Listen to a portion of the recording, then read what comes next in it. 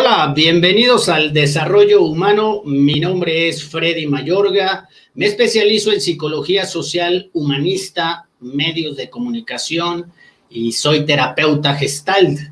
El día de hoy, el desarrollo humano hace un llamado a la filosofía para que nos ayude a reencontrar el camino no solo hacia la sabiduría de la vida, sino al equilibrio de la salud mental colectiva en estos momentos tan críticos, en este mundo en ebullición. Un mundo sometido a guerras ideológicas, por no decir guerras psicológicas, que dividen la percepción social entre la posverdad, aquella que emiten los medios de comunicación y las personas que dirigen estos medios, y la verdad del individuo que busca tener la razón y ser poseedor de la verdad. Pues la verdad es una necesidad humana que influye en nuestra salud mental, en el sentido de identidad, en nuestro sentido de seguridad personal.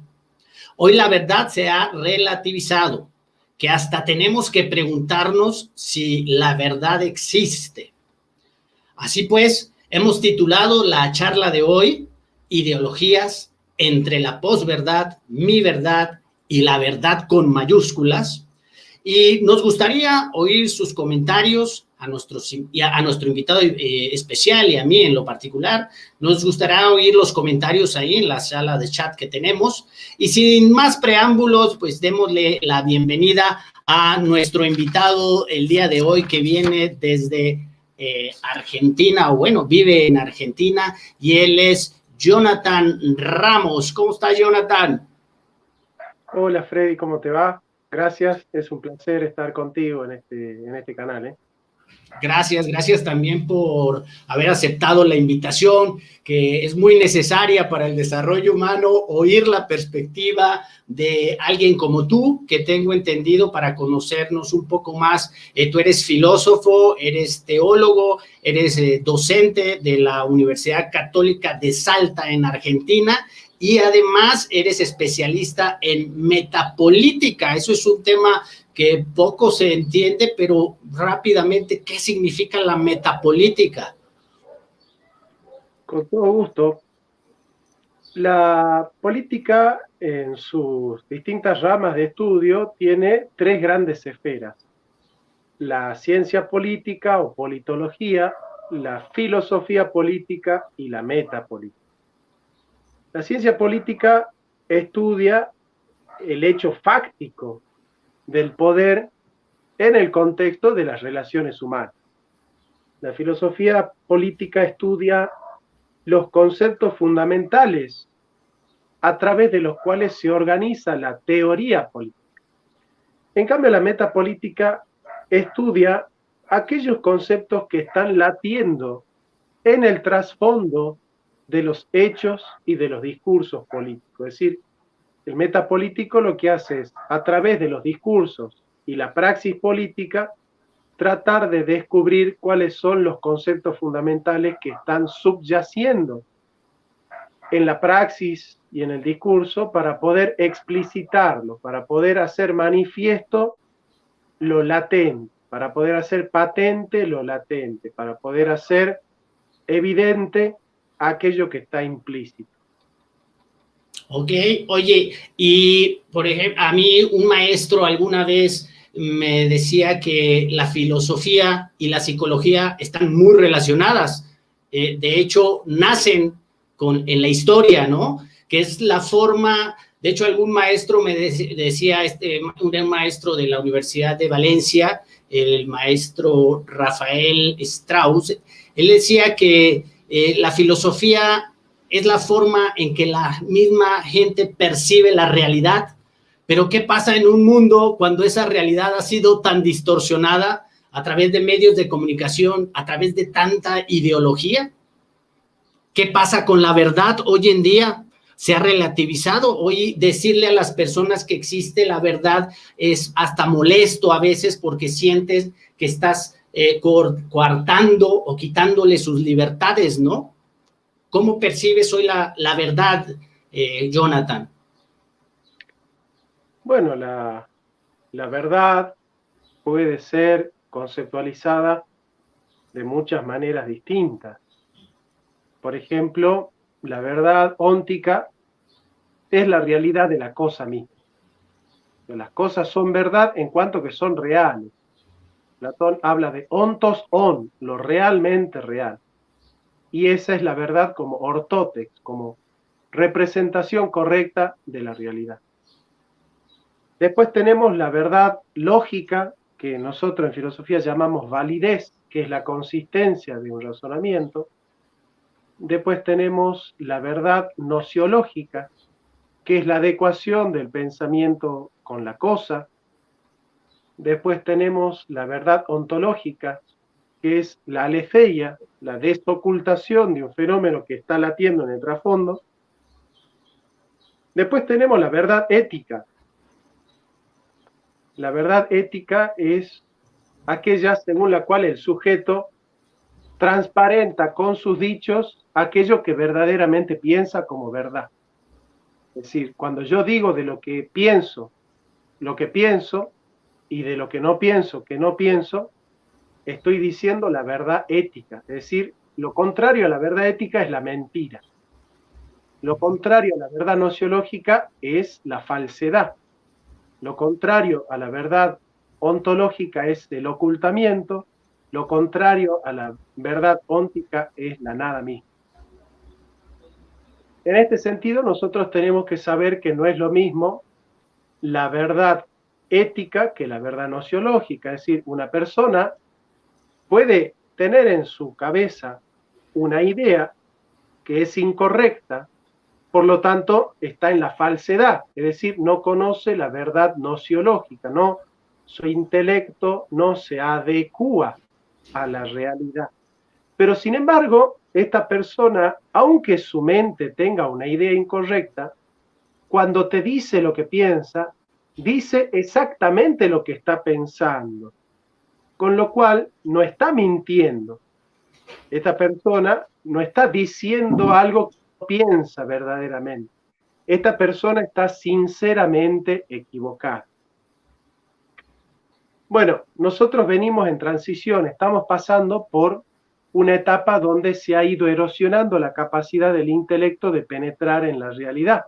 O sea, estamos en un periodo donde se está negando la verdad ontológica. Pero aquellos filósofos que ya se dan cuenta que esta manipulación de la verdad es un error, porque yo no puedo negarle a la verdad sin afirmar que es verdad, que estoy negando la verdad. Es decir, dice Santo Tomás en la Suma Teológica, toda persona que diga que la verdad no existe, tiene que decir que es verdad que la verdad no existe. Entonces cae en una aporía.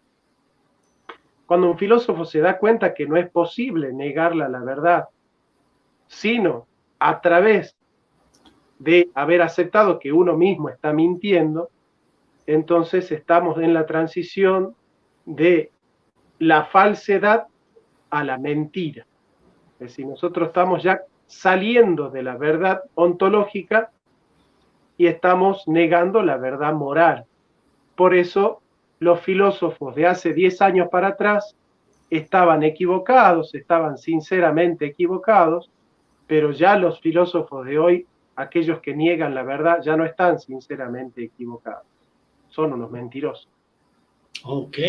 Oye, bueno, ya nos diste una pequeña introducción para las personas que te vayan conociendo. El desarrollo humano proviene de la psicología humanista y uno de los elementos que trabajo en este canal es algo que se llama la ingeniería social, Jonathan.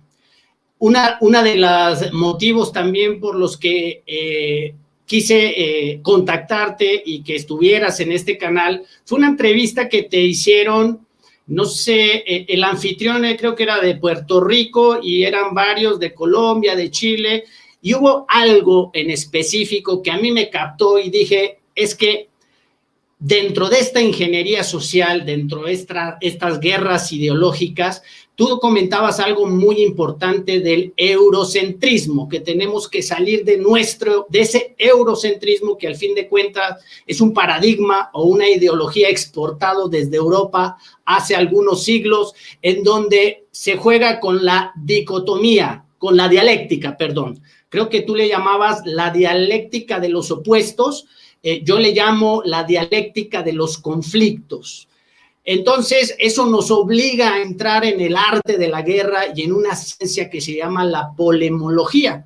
La polemología es la ciencia de la modelación de los conflictos. Pueden ser dialécticos, pueden ser trialécticos, cuatrilécticos y los que queramos hoy, pero todo conflicto empieza estimulándose las ideologías.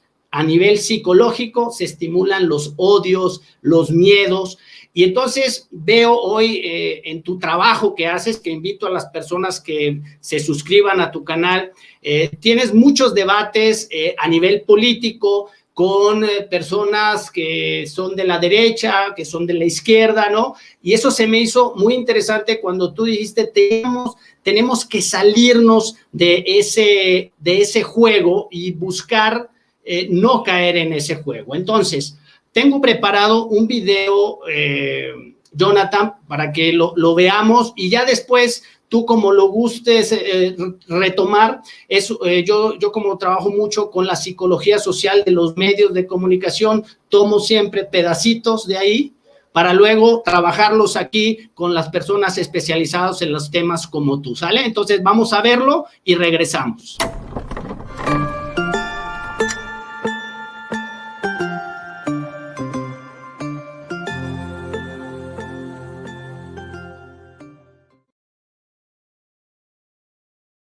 Looks like you're having some trouble with addition. Now, don't be upset. You're here to learn. And we learn from mistakes. Everybody makes mistakes. Nuh-uh. Look at this question here. What is 2 plus 2? See, you wrote 22. But when we do addition, we don't just put the numbers next to each other. That's stupid. We're Danny's parents. Oh, yes, hello. Oh, please come in. So what's this about Danny getting some answers wrong on this so-called test of yours? We had a test. Mm-hmm. One of the questions was, what is 2 plus 2? Danny answered 22.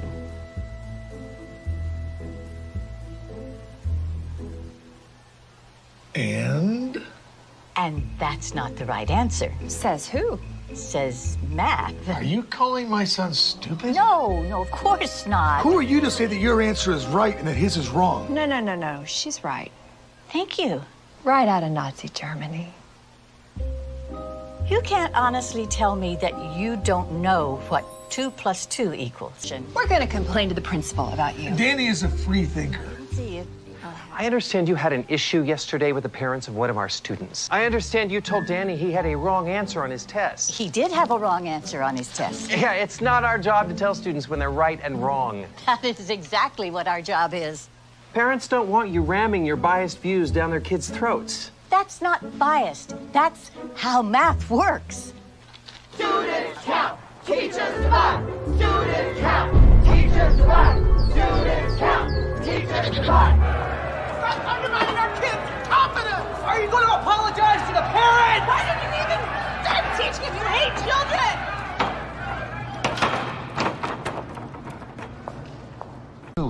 For what? Emotional distress to a minor. We need for you to recant that. What? Just say that you're open to the possibility there might be multiple correct answers. But that's not true.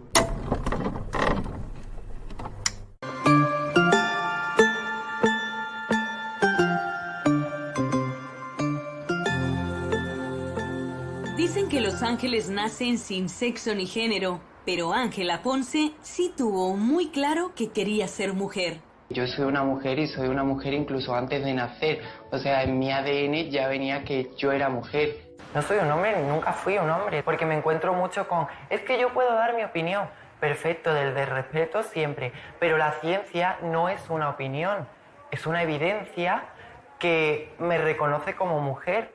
No le falta experiencia. Es imagen de Dior y de la firma de peluquería profesional GHD. Yo me he llevado el premio a la mejor modelo. Ha desfilado para diseñadores de la talla de Aníbal Laguna, Carolina Herrera y Ágata Ruiz de la Prada, y fue la primera mujer trans en la pasarela de la Madrid Fashion Week. Cuando veo mis fotos, aun sabiendo que soy yo, es como una sensación de un hermanito pequeño que ya no está. Alguien a quien has querido muchísimo que ya no está. Se despidió para siempre de su otro yo a los 18, cuando tuvo la edad legal en España para ponerse pecho, operarse el sexo y cambiar de nombre. Y yo me voy a encargar de llevar un mensaje de inclusión, tolerancia, respeto, amor por uno mismo y amor por los demás al Miss Universo. Ángela será la única entre sus compañeras de reinado que no nació genéticamente mujer. Miss Universe Spain 2018. Y aunque para muchos los reinados sean un simple concurso de caras bonitas y cuerpos imposibles, para ella representa un altavoz, una tarima desde la cual hablarle al mundo entero.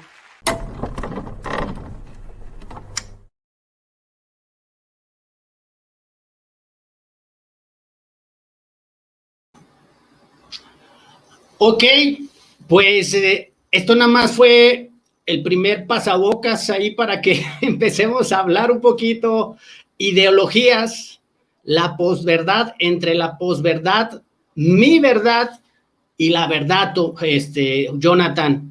Fíjate que aquí vemos dos ejemplos de ingeniería social. Una es la parodia, un tanto exagerado, el de la parodia de las matemáticas.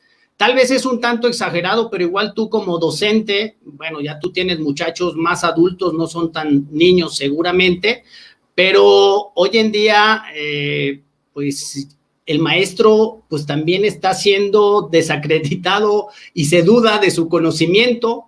Y qué decir entonces también de la ciencia, ¿no? Que entonces la ciencia se supone que es la máxima de la razón y esa también pues ya hoy es trastocada, manoseada. ¿Qué nos queda, Jonathan? ¿Cómo le hacemos para comprender esto? ¿Cómo quieres abordar estos dos ejemplos, si gustas empezar por ahí?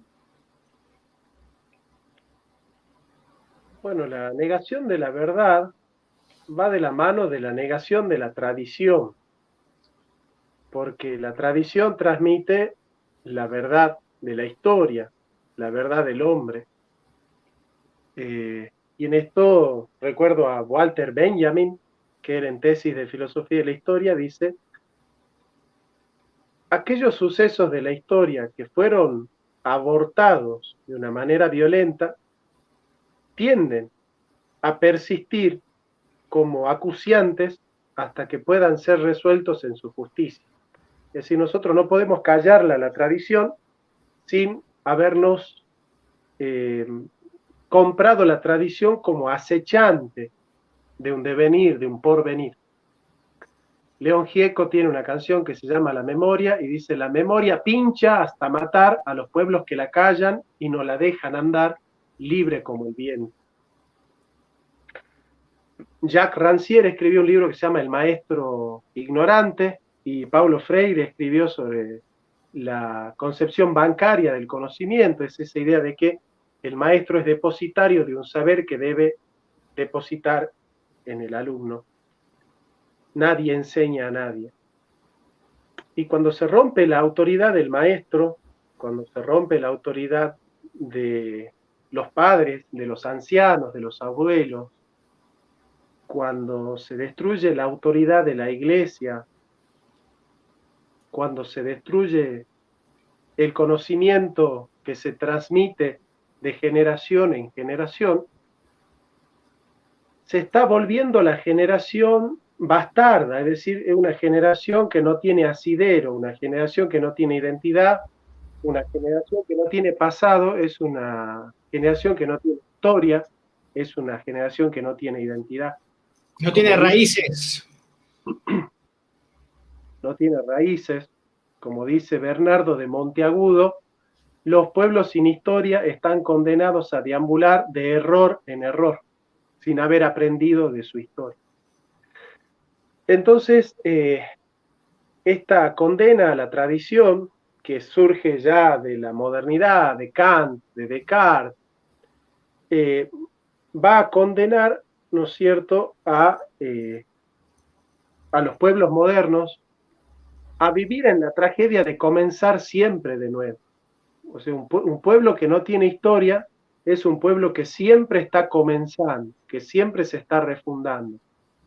Por eso la verdad tiene como horizonte la tradición, el prejuicio, la autoridad. Estos temas los desarrolla muy bien Hans-Georg Gadamer. Y es muy interesante entender cómo desde lo preontológico, desde la manera de habitar que tiene el hombre el mundo, se va abriendo un horizonte existencial, un horizonte cultural. Y este horizonte cultural es efectivamente la identidad de nuestro pueblo, que tiene su historia, que tiene sus raíces, como vos bien decís. Y cuando se niega la verdad, se están negando tres cosas: la identidad, se está negando la autoridad que tiene el que sabe de transmitirlo, la verdad, y se está negando la cultura de un pueblo, se está negando la tradición de un pueblo. O sea, la autoridad transmite la verdad de una tradición.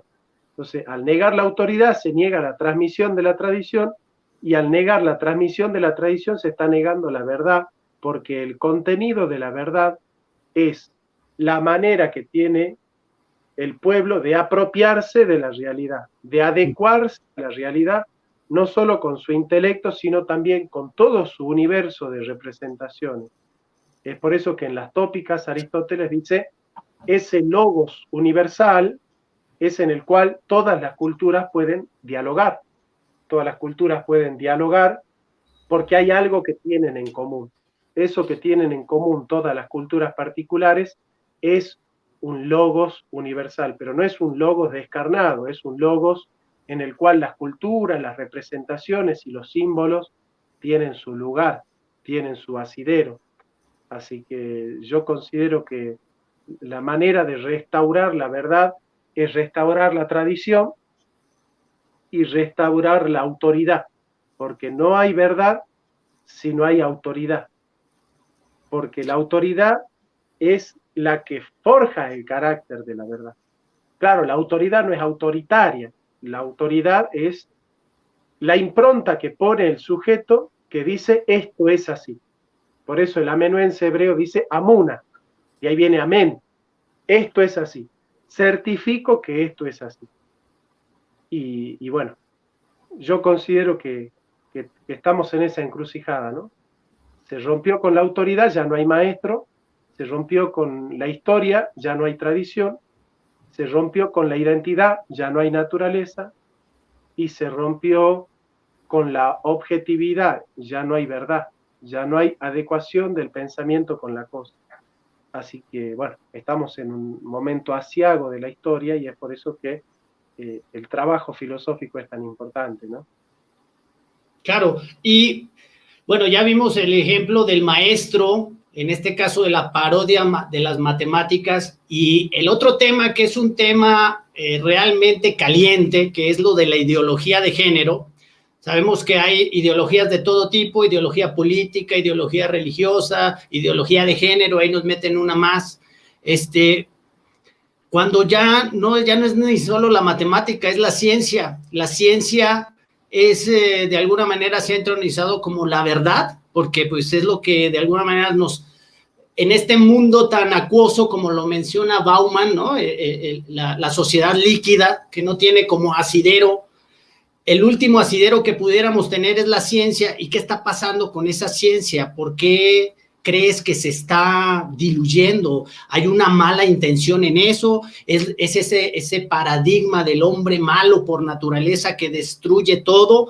¿O qué está pasando? ¿Por qué estamos llegando a estos momentos de que incluso la ciencia y los organismos internacionales apoyan estos ideologías, ¿no? Que una cosa es la política de género y otra cosa es la ideología de género. Dentro de la política, pues todos tenemos derechos sin importar tus preferencias sexuales y todo, pero esto como que se lleva al extremo para precisamente confrontarnos como sociedad y llevarnos a a sentir odios y a estar como confrontados como sociedad, donde no se han roto muchos prejuicios que venimos arrastrando del pasado. Entonces, ¿qué pasa con la ciencia? Nuestro último asidero a la verdad se está diluyendo. ¿Qué está pasando? ¿Cómo lo ves esto, Jonathan? Bueno, Marx tenía razón cuando él hablaba de la modernidad desbocada. Él decía que el capitalismo en algún momento se devora a sí mismo en su afán de generar todo tipo de situación como disponible para el mercado. Cuando el capitalismo tiene que ampliar su mercado, tiene que mercantilizar cosas que no son vendibles, que no son ofertables. Entonces, por ejemplo, nadie se le ocurría hace 100 años que se iba a vender una operación de cambio de sexo. Bueno, hoy se puede vender. Nadie pensó que se podía vender un feto. Bueno, hoy se puede vender un feto. Nadie pensó que se podían vender órganos. O se pueden vender órganos. Nadie pensó que se podía vender una muerte. Hoy se puede vender una muerte. Entonces, lo que trata de hacer el capitalismo es hacer de fenómenos de la vida que nunca estuvieron en oferta, hacer oferta de todo ello, seguir expandiendo el mercado. Entonces vos no podés tener ideología de género si no hay una empresa que te quiere vender el cambio de sexo. No podés promover el aborto si no hay una empresa como la Planned Parenthood que te dice yo te vendo el aborto. Es decir, todos estos fenómenos de la izquierda sirven para ampliar los mercados de la derecha. Claro, se complementan. Por supuesto, por supuesto. Por eso la izquierda y la derecha son dos caras de la misma moneda. Oye, pero tú entonces, retomando eso que a mí me llamó la atención y estoy muy de acuerdo cuando decías, tenemos que evitar caer en esa dialéctica de los opuestos. ¿Cómo podemos, bueno, yo tengo una creencia, de acuerdo a mis estudios, es que según yo, el feudalismo no lo hemos trascendido como tal, sino que hemos llegado a un feudalismo moderno, en donde hay nuevos señores feudales. Hoy ahí están incrustados en ese Foro Económico Mundial. El 21 de enero de este año hubo un gran evento que lo llamaron el Grand Reset, el Gran Reseteo, en donde el invitado de honor, quien daría la gran noticia, era el príncipe Carlos de Inglaterra, un miembro de esas familias monárquicas de las sociedades teocráticas que supuestamente desaparecieron, pero hoy todavía siguen vigentes, junto con Klaus Schwab, que es el director del Foro Económico Mundial, son los que lideran estos eventos. Entonces, ¿tú crees que no hemos trascendido aún el feudalismo? Con la Revolución Francesa se crearon la izquierda y la derecha y hoy se han amplificado y hay tantos derechas, izquierdas, progresistas de derecha, progresistas de izquierda, conservadores, liberales. Bueno, es toda una fauna en donde nadie nos ponemos de acuerdo. Son ideologías que para mi punto de vista son utilizadas para estar en constante confrontación y vivimos. El poder vive gracias al caos o a la guerra, ¿no? Bueno, ahí está. Digamos, lo que nosotros hemos heredado de Europa es el pensamiento dialéctico. Pensamiento dialéctico que divide a la sociedad en occidental e indígena, en varón o mujer, en pobre o rico, proletario o burgués, blancos o negros. Y yo creo que esos pensamientos dialécticos le hacen mucho daño a la comunidad. Justamente la comunidad lo que tiene es que está edificada bajo valores que se comparten, que son valores en común, ¿no? Entonces, yo considero que es un peligro muy grande estos pensamientos rupturistas, estos pensamientos dialécticos que fragmentan, que dividen a la población, ¿no es cierto? Y vos fíjate cómo ciertos presidentes que han tratado de conciliarlas a las clases, ¿no?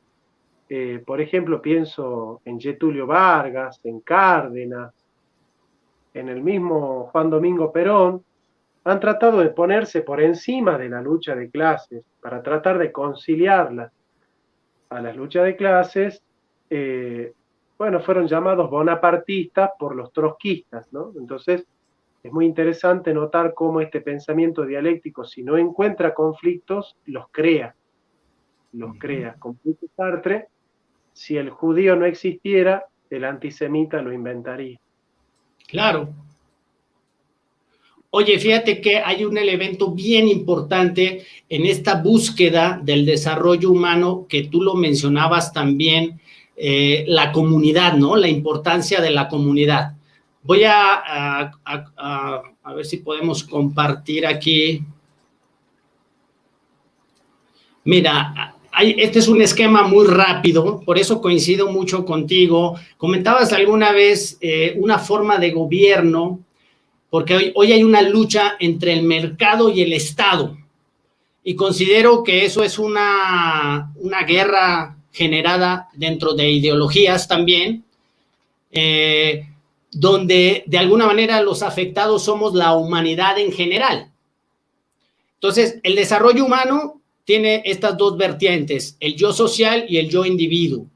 Entonces, a veces a mí me ha pasado, Jonathan, que hablo del yo social o hablo de ingeniería social e inmediatamente la etiqueta es, este es socialista, este es comunista, ¿no? Entonces, como que ya hay un estigma, ya hay un prejuicio, cuando en realidad, si a mí me quieres etiquetar, pues a lo mejor etiquétame como humanista, porque no importa si tú seas de derecha o de izquierda, tú comes, tú necesitas agua, tú necesitas de la tierra para el cultivo de los alimentos, y aquí no importa si eres de derecha o de izquierda. Por eso creo que las ideologías, en un sentido político, dentro de una ingeniería social muy tóxica, a través de medios de comunicación, a través de las teorías económicas, ¿no? Teorías económicas que se exportan de Europa a Latinoamérica. Hay unas teorías allá diferentes a las que hacen acá. Aquí satanizan el estatismo, pero allá sí tienen protección en sus estados, ¿no? Y aquí sí venden el libre mercado, ¿no? Entonces, este ejercicio de este canal es de alguna manera entender que el desarrollo humano tiene un factor común. Y ese factor común, aquí lo vamos a ver en esta gráfica, tenemos el yo social y el yo individuo, y en medio de esos dos hay un mesosistema. El macrosistema es el yo social, y ahí está la macroeconomía, la política, la religión, la educación, los medios de comunicación. El microsistema es ese que está allá donde está el individuo. Yo como individuo tengo mi cuerpo físico, mi cuerpo mental, mi cuerpo emocional y mi cuerpo espiritual o álmico. Pero en medio de ese está el mesosistema, que es la comunidad, que es la familia, ¿no? Entonces, tú mencionabas algo bien importante, como una propuesta, ¿no? Aquí no estamos hablando de verdades absolutas, sino que yo creo que el mundo va a transformarse a base de escucharnos y aprender a escuchar las nuevas ideas. Y tú mencionabas una forma de organización a través de la comunidad, ¿o me equivoco? Una forma de organización del Estado desde la comunidad, desde la familia. No, no te equivocas para nada. No. Lo que pasa es que nosotros tenemos que salir del contrato social. Porque el contrato social crea la sociedad en base a un contrato. Y el contrato lo que hace es ponerle a las personas precio. El contrato es un contrato económico que le pone a las personas precio. La persona no tiene precio, la persona tiene valor. Exacto. Entonces, cuando se habla de valor, ya no se habla de sociedad, sino que se habla de comunidad. Entonces, nosotros hablamos de comunidad y no de sociedad. Hablamos de valor y no de contrato. Entonces, esa comunidad es un estado intermedio, es un cuerpo intermedio entre el Estado y el individuo, porque hacer política desde el vector individuo es caer en el liberalismo. Hacer políticas desde el vector del Estado es caer en el comunismo. Entonces, hablar de la comunidad organizada es entender que la propiedad privada tiene que tener una función social, que el individuo tiene que estar abierto a la comunidad, porque no hay libertad del individuo si no hay libertad comunitaria. Es decir, no hay libertad en el country. encerrado en el country no es ser libre. El country para ustedes es la ciudad, ¿no? No, el country vendría a ser algo así como una hacienda, ¿verdad? O sea, no hay libertad en la hacienda, significa encerrado en tu gran hacienda, bueno, no sos libre, sí, sos libre cuando vos podés circular en la comunidad tranquilo, donde no hay delincuencia, donde no hay violencia, y para eso es necesaria una sociedad más justa, una sociedad libre pero igualitaria, es una sociedad que trata de ayudar a los pobres, pero sin anular ni absorber su capacidad productiva, donde se gobierna para una sola clase de hombre que es el que trabaja, ¿no? Porque en definitiva no hay proletarios o burgueses, hay una sola clase de hombres, los que trabajan. Pero entonces, ¿dónde queda en un ideal de una sociedad así, de la comunidad? Entonces, ¿dónde queda la empresa, por ejemplo? Bueno, la empresa es una comunidad. La empresa es un cuerpo intermedio. La empresa no es el Estado, la empresa no es el individuo, es un organismo intermedio. Forma parte de la comunidad organizada. Por eso, al desarrollo económico lo generan los privados. El Estado nunca genera el desarrollo. Ahora, los privados generan el desarrollo, pero no redistribuyen la riqueza. Claro. El Estado redistribuye la riqueza, pero no genera desarrollo. Entonces nosotros necesitamos para generar el desarrollo el capitalismo y el justicialismo para redistribuir el ingreso. Y ese derecho positivo en el cual está ese derecho romano mercantil, que es sobre el que se basa toda esta economía y sus leyes globalistas, tendríamos que regresar a un derecho naturista, natural, de la naturaleza, justicialista. ¿Tiene ese vínculo directo? Claro. El derecho natural es el derecho que tiene todo hombre por pertenecer a la raza humana. Y los derechos fundamentales son el derecho a la vida, a la tierra, al techo, al trabajo, a la comunidad, a la libre organización, a poder humanizarse a través del conocimiento de la verdad, de la práctica del bien, de poder subsistir a través de su propio trabajo y no depender de terceros, digamos. Son derechos humanos de primera generación y de segunda generación, con lo cual, digamos, nosotros tenemos que poner la categoría de la justicia como el horizonte de comprensión de toda la vida política. Eso es lo que desarrolla Platón en la República y lo que desarrolla Aristóteles en su política, ¿no? Es volver al concepto de justicia como vector que cohesiona a la comunidad organizada. Ok, oye, ¿tú cómo percibes la religión y la espiritualidad? Porque a mí de repente te he oído en tus charlas y tú eres católico o cristiano, ¿qué eres? Yo soy reformado, soy reformado, sí. ¿Dónde está el punto de límite o cómo diferenciar y no confundir filosofía con teología? Bueno, la filosofía es una actitud del hombre que tiene que ver con la razón y los sentidos que conocen la realidad y que parten de la realidad. Y la teología tiene como punto de partida la autoridad de la revelación. Mientras que la teología tiene su verdad que baja de arriba hacia abajo, la filosofía se remonta hacia el fundamento a través del ente, a través de la realidad. La filosofía es ascendente, la teología es descendente. Entonces, la teología es la voz autoritativa de Dios que le revela el misterio del hombre al hombre. Pero es necesaria la teología para la salvación de la vida humana. Pero la filosofía es necesaria para la organización de la polis. O sea, yo para organizar la polis no tengo que hacer teología, tengo que hacer filosofía. Para salvar mi alma no tengo que hacer filosofía, tengo que hacer teología. Cada una tiene su objetivo. La teología tiene como objetivo salvar, la filosofía tiene como objetivo conocer la realidad. Ok, oye, pero entonces, fíjate, no sé si tú has oído hablar de un autor que se llama Ken Wilber, que habla sobre la epistemología pluridisciplinaria y se lee que hay 3 formas de entender el conocimiento. Él tiene un libro que se llama Los 3 ojos del conocimiento, y el primer ojo del conocimiento es aquel que obtenemos, vemos la realidad a través de nuestros 5 sentidos. El segundo ojo del conocimiento es el que se ve a través de la razón, de la lógica, de la ciencia. Y el tercer ojo del conocimiento es a través de la conciencia. Es como si vieras la razón, si estuvieras viendo la razón desde afuera, la conciencia. Entonces, pues ahí como me confunde un poco, por ejemplo, esas cuestiones de la fe.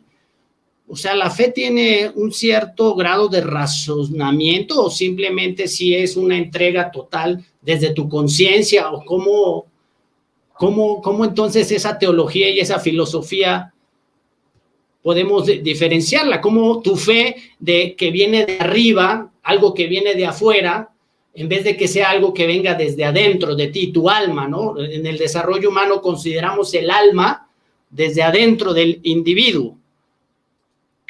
No, que es este grafiquito que está aquí del yo individuo, dice físico, mental, emocional, espiritual, el alma. Ok, sí, te escucho. No, la fe es un acto de la inteligencia movida por la voluntad. Es decir, no es que la fe no sea razón. La fe es un modo de razonar. Por eso yo nunca hablo de fe y razón, yo hablo de fe y filosofía, como son cosas distintas, fe y filosofía. La fe descansa en la autoridad, la razón descansa en la evidencia. Sin embargo, es necesaria la fe para llegar a la verdad de aquellas cuestiones de la vida humana que son inaccesibles para la mayoría, ¿no es cierto? Entonces, la fe es necesaria para transmitir esos valores que descubre la metafísica, pero que el pueblo no hace metafísica. Entonces, Dios decidió convenientemente revelar por la fe aquellas verdades que eran también accesibles para la razón. Esto lo desarrolla Santo Tomás de Aquino en la Suma contra los Gentiles. Entonces, la fe es creer el testimonio de alguien que ha visto, el testimonio autoritativo de alguien que ha visto. Por eso la fe también tiene que ver con la tradición, porque solamente yo puedo creer en el testimonio del testigo que ha visto, y aquellos que han visto transmiten el testimonio de generación en generación. Entonces, la fe es una obra de la inteligencia. Lo que pasa es que es una obra de inteligencia que toma por verdad aquello que no es evidente, sino que lo conoce a partir del principio de autoridad, digamos. Y ese es, en esencia, el movimiento de la fe.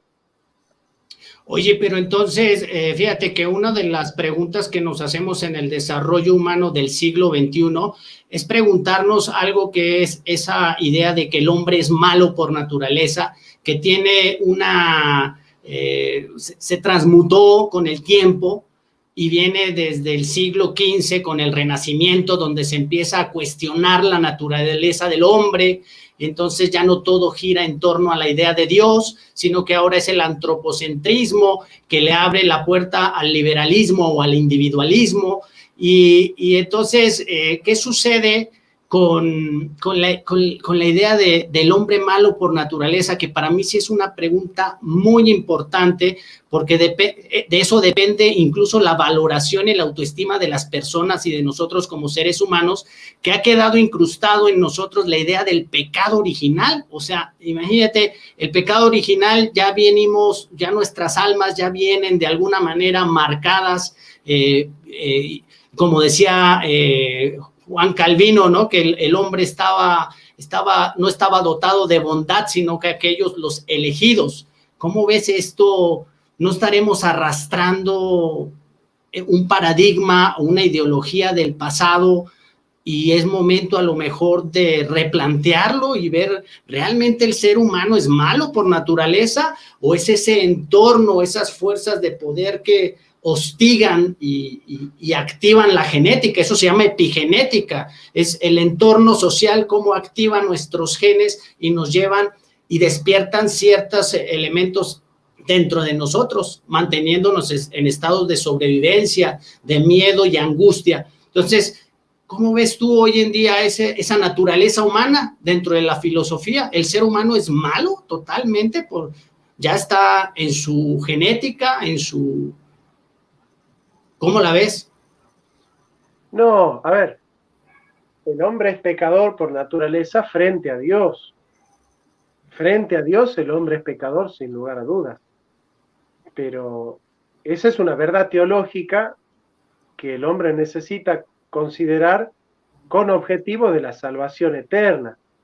Pero no es un principio que se pueda trasladar absolutamente a la filosofía, ya que digamos, el grado de maldad que tiene el hombre frente a Dios no es lo mismo que el grado de maldad que tiene el hombre frente a otro hombre. Es cierto que en el hombre hay egoísmo, es cierto que en el hombre hay mezquindad, pero no es cierto que el hombre sea el lobo del otro hombre. Siguiendo ese esquema de Thomas Hobbes, homo homini lupus. El Leviatán, ¿no? Leviatán, no, el hombre no es un lobo para el hombre es para otro hombre un hombre. Y en todo caso, en muchos aspectos del capítulo 10 de la Ética Nicómaco de Aristóteles, dice, el hombre es para otro hombre un amigo, porque cuando nosotros estamos en aprietos, o estamos solos, o en dificultad, vemos a otro ser humano y vemos en la otra persona una esperanza, siempre nos alegra ver a otro ser humano. El hombre es para el hombre un amigo, una oportunidad, como dice Sócrates. De ninguna manera es el lobo, esa manera de concebir que la libertad del otro atenta contra mi libertad, que el bienestar del otro atenta contra mi bienestar, que el bienestar del otro no me puede recoger a mí, es una concepción del liberalismo que sí, que debe ser superada urgentemente. Oye, pero al fin de cuentas en eso se basa el contrato social. Se supone que la civilización y el Estado es el que va a controlar esas fuerzas perversas que tiene el hombre, lo decía Sigmund Freud también en El malestar de la cultura. La civilización está hecha para controlar esos poderes perversos, el Eros y el Tánatos. Es eso, al fin de cuentas. Es así, y es por eso que nosotros no hablamos de contrato social, sino de comunidad. Justamente. Exactamente. Ese sería el cambio de paradigma. Por supuesto, claro que sí. Es salir de la sociedad e ingresar en la comunidad. Excelente tu conclusión. Sí. Claro, al fin de cuentas hay un vacío histórico, como yo creo que el poder es aquel que controla la información y el conocimiento, y en el feudalismo hay un vacío por ahí del siglo XII y XIII, donde las comunidades giraban en torno a las catedrales, algunas catedrales, y era un esplendor de riqueza, ¿sí me entiendes? Era un fenómeno social que se vivía en comunidad y donde tenían un centro espiritual que era el que como que irradiaba, pero era la comunidad al fin de cuentas, ¿no? Claro. El centro desde el cual irradian todos los valores es la comunidad. Estoy totalmente de acuerdo con vos. Sí. ¿Y eso por qué crees que ha sido tan atacada la comunidad? ¿Sí hay unas intenciones del poder histórico, el dinero, el mercado? El mercado absorbe todas las realidades humanas, y lo dice Marx, ¿no? Lo dice Marx. Es muy interesante leerlo a Marx con esta perspectiva, porque cuando Marx habla del capitalismo es muy inteligente. Claro, fíjate, la economía, la etimología de economía es la organización o administración de la casa. Oikonomo. Oikonomo, exactamente. dentro de las necesidades humanas, para poner el ejemplo fácil es, yo, Freddy, necesito alimentarme y necesito agua. O sea, hay más necesidades biológicas, fisiológicas. Para ello, necesito una organización social que administre la tierra, que administre lo de todos, ¿no? Entonces, ahí en esa parte entra lo económico. Creo yo que viene una trampa histórica en donde se transmuta esa idea de economía con mercado, Jonathan. Es como ideología de género, en vez de decir ideología de sexos, ponen ideología de género, al fin de cuentas ahí hay un juego lingüístico para diluir los significados. Y entonces sobre la economía de los estados está un mercado que funciona a través de una economía parasitaria que es el sistema financiero de deuda, que es dinero creado de la nada, ¿no? No estoy diciendo que el crédito no sea una herramienta económica, pero se ha posicionado como la economía. Entonces, en vez de decir conquista económica, dicen un eufemismo más suavecito para decir conquista de mercados. Y esas son las teorías, no recuerdo bien, nos vendieron en las universidades las teorías de Adam Smith, pero están totalmente trastocadas por otro personaje, ¿no? Que se llama Richard Cobbett, exactamente. Entonces, hay una economía que es de la comunidad, pero hay una economía parasitaria por encima. ¿Cómo ves eso? Esas teorías económicas que le dañan la comunidad. Entendés perfectamente la cuestión, la entendés perfectamente. Tenés un análisis muy completo y muy informado de la cuestión. Sí hay una reducción de la economía al mercado y una reducción del mercado a la finanza, ¿no? Es decir, cada vez que hay un crecimiento en la finanza, piensan que crece el mercado y cada vez que crece el mercado piensan que crece la economía, ¿no? Entonces, y no es cierto, claro. Sí. Es todo lo contrario. Y claro. Porque esas finanzas funcionan como una aspiradora de la economía real, la contante y sonante. Se contrae. La economía real es la que hacemos nosotros todos los días. Esa es la economía real. Exactamente, el intercambio. Yo hice un estudio, Jonathan, en comunicación que se tituló la economías sustentables en la era de la información, en donde el dinero, la psicología del dinero, ¿qué es el dinero? Y el dinero, pues, es una herramienta que si lo vemos a nivel corporal es como la sangre del sistema. Entonces, en esta sangre que hay acá hay nutrientes, ¿no? Pero ¿qué pasa cuando yo empiezo a inyectarle aire al sistema? Que ese es el sistema especulativo de deuda. Pues entonces lo que empiezo es a colapsar, a detener, a paralizar la economía. Pasa que no es una economía real. Si yo te vendo bonos de alguien que me vendió bonos, de alguien que le vendió bonos y bonos de deuda, de no sé qué, cuando yo tengo que cobrar, no sé a quién le tengo que cobrar. Entonces, no es una economía real. No es una economía real. Es decir, bueno, pero estamos así, fruto de la inercia, ¿no? En economía hay una inercia muy grande por la mentalidad. Hay una mentalidad mercantilista, hay una mentalidad fetichista, digamos, que se instaló a partir, sobre todo, de Eisenhower en adelante.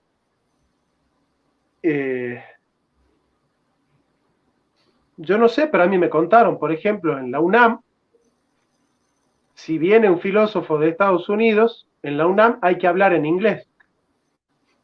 Y hay ciertas ocasiones donde se habla en inglés. Bueno, yo no lo puedo creer.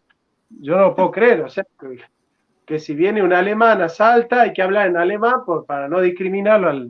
Bueno, son cosas muy raras, Yo siento que somos tan cipayos mentales que en algún momento vamos a terminar haciendo la O con un vaso, ¿viste? No vamos a tener la...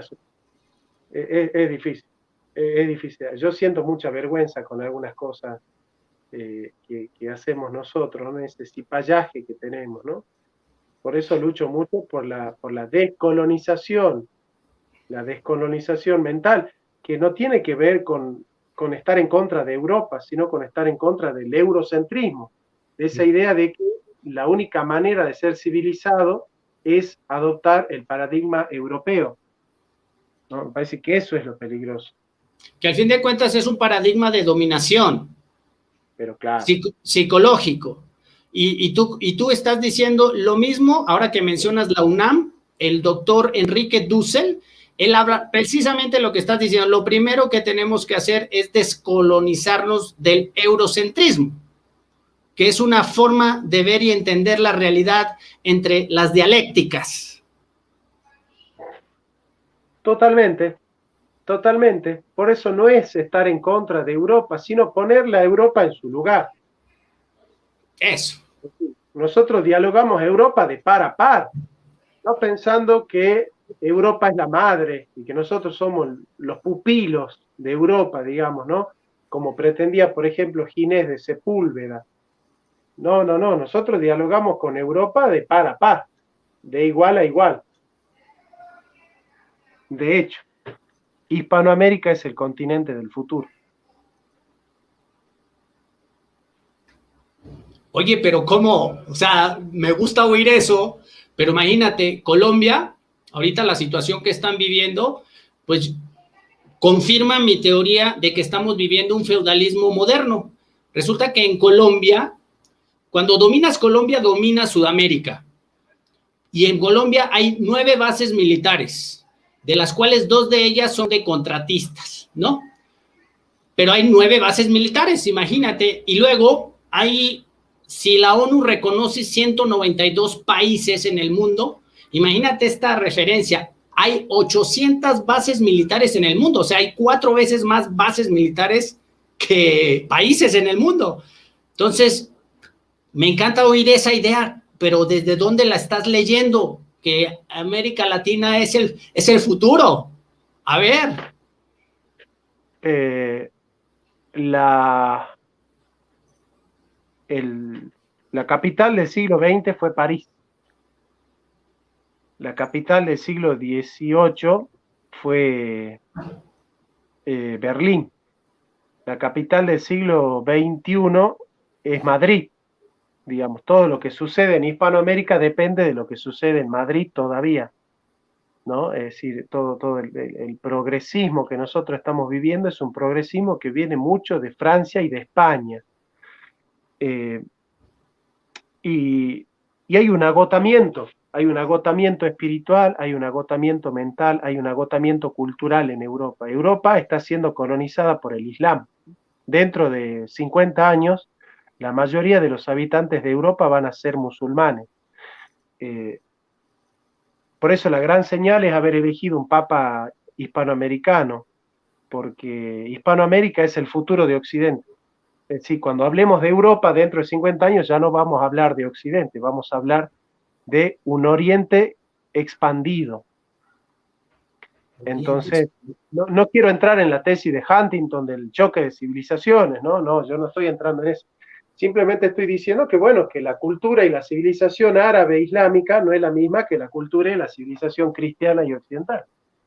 No es la misma cultura, ¿no es cierto? Y bueno, y tienen otras costumbres, otras tradiciones, y el futuro de Occidente es Hispanoamérica. Eso es así porque somos la raza más joven, somos la raza más nueva, somos la raza criolla, somos la raza cósmica, como dice Vasconcelos, Claro. Y somos el futuro de Occidente. Eso lo sabe muy bien la Iglesia Católica, por eso eligieron al Papa Francisco y es por eso que ellos están mirando tanto a lo que pasa, ¿no? En Hispanoamérica. Están tan interesados en lo que pasa en Hispanoamérica. Porque nosotros no somos Latinoamérica, porque latinos son los del Lacio. Nosotros somos Hispanoamérica. Somos la América española que se fragmentó, así como Estados Unidos es la América inglesa que no se fragmentó, así como Brasil es la América lusitana que no se fragmentó, nosotros somos la América española que sí se fragmentó. Fíjate vos, ¿dónde están las colonias inglesas? Unidas todas en Estados Unidos. ¿Dónde están las colonias de Portugal? Unidas todas en Brasil. ¿Dónde están las colonias de España? Balcanizadas en 60 republiquetas de campanario. Ok, bueno, Jonathan, pues mira, ya para ir cerrando, ya concluyamos. Te digo una cosa más. Nosotros en Hispanoamérica tenemos alrededor de 90 millones de hispanohablantes. Y más, no, más. A ver, nosotros tenemos, si en Brasil hay 90 millones, en Argentina hay 45 millones. Bueno, Brasil no habla español, ¿no? Pero nosotros tenemos México, tenemos Colombia, tenemos Perú. México, 125 millones. Bueno, entonces suma México, suma Argentina, Bolivia, Perú, Chile, Paraguay, Uruguay. Colombia, 50 millones Colombia. Imagínate la cantidad de millones de personas que hablamos el mismo idioma. Vos sabés el poder económico que hay en poder articular nosotros vínculos económicos, de mercado, culturales, con, por lo menos, a ver, tiremos una cifra, 500 millones de personas que hablan en el idioma español. Esa es una potencia tremenda. No hay otro lugar en el mundo donde se hable el mismo idioma en tantos países. Es una potencia tremenda. Claro, ¿y cómo venceremos esa parte, esa posverdad de que lo extranjero, los del norte son superiores? Porque eso está muy intronizado dentro de nosotros gracias a unas conquistas, ¿no? Bueno, ahí están los mexicanos que piensan que ser culto es hablar en inglés. ¿Cómo se te ocurre pensar que ser culto es aprender a hablar inglés? No, ser culto es aprender a hablar quechua, aprender a hablar aymara. Náhuatl, aquí es náhuatl. Bueno, ¿viste? Eso es ser culto, eso es tener cultura, eso es tener identidad, eso es tener raíz. ¿Cómo va a ser culto aprender a hablar el idioma de los yanquis? Oye, estás diciendo, porque fíjate que los chicos que te entrevistan, que a mí me caen muy bien, son colombianos, argentinos, hablan sobre la guerra cultural, pero creo yo, tendría que ponerles un poco más de atención porque los vi por encimita, porque esa guerra cultural está muy enfocada en defender mi postura frente a la otra. Entiendo que hay cosas muy reales como las cuestiones de la ideología de género, el aborto, lo entiendo, pero la cultura desde el punto de vista de lo que estamos hablando aquí tú y yo, que es la raíz, esa es la guerra cultural para mí, defender tus raíces. Defiende Colombia, tus tradiciones, tu comida, tu lengua, defiende México, defiende Argentina. Eso sería la guerra cultural, ¿no crees tú? ¿Cómo ves? Estoy buscando un poema para leerte. Es un poema de José Martí, un gran prócer de la Revolución de Cuba. Ahí te leo. A ver si está el poema. Dice: por fin, potente mi robusto brazo puede blandir la dura cimitarra, y mi noble corcel volar ya puede ligero ante el fragor de la batalla. Ni laurel ni coronas necesita quien respira valor, pues amenazan a Nubia libre y un tirano quiere rendirla a su dominio vil esclava. Corramos a la lucha y nuestra sangre pruebe al conquistador que la derraman, pechos que son altares de la Nubia, brazos que son sus fuertes murallas. Y dice, ahí está, dice, el amor, madre, a la patria, no es el amor ridículo a la tierra, ni a la hierba que pisan nuestras plantas, es el odio invencible a quien la oprime, es el rencor eterno a quien la ataca, y tal amor despierta en nuestro pecho el mundo de recuerdos que nos llama a la vida otra vez, cuando la sangre herida brota con angustia el alma, la imagen del amor que nos consuela y las memorias plácidas que guarda. Y termina José Martí en De cara al sol. Yo no quiero irme de este mundo por la puerta de atrás, en un carro de hojas verdes, a morir me han de llevar. No me tiren en lo oscuro, a morir como un traidor. Yo soy bueno, y como bueno moriré de cara al sol. Y José Martí murió en el campo de guerra, de cara al sol. Nosotros tenemos una historia de filósofos, de psicólogos, de teólogos impresionante. Basta de creer que nosotros para hacer filosofía tenemos que leer lo que dijo el último francesito de moda. Exacto. Basta de colonización mental. Nosotros tenemos una rica historia, tenemos una rica raza y tenemos una rica cultura, y yo les puedo asegurar que los europeos darían 10 años de su vida por tener la tierra que tenemos nosotros, la raza que tenemos nosotros, la lengua que tenemos nosotros, porque ustedes no saben la superioridad que tiene el idioma español con respecto al idioma inglés, al idioma francés y al idioma alemán. Porque los verbos más utilizados son los verbos ser y estar, pero en inglés el verbo ser y estar no son dos verbos como nosotros, que tenemos ser y estar. Ellos usan un solo verbo, que es to be. En Francia no tienen dos verbos para decir ser y estar, tienen que utilizar un solo verbo, l'être.